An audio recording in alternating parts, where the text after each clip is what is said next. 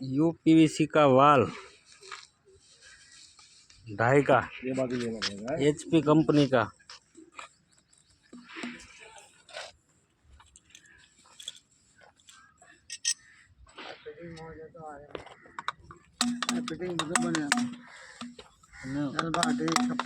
उसको उसको भेजो फोटो। पाइप हो भाई याद कहाँ नहीं बनाता पैनी नहीं बनाता बहुत फर्क पड़े भाव में उधार तो लेवा अब दी अफजानी ने इतनी चाबी लेना जो आचार्य ने एक इधर अभी लगेगा, एक यहाँ पे लगाया है। एचपी का वाल है, सोलेशन एक्वा प्लस सोलेशन।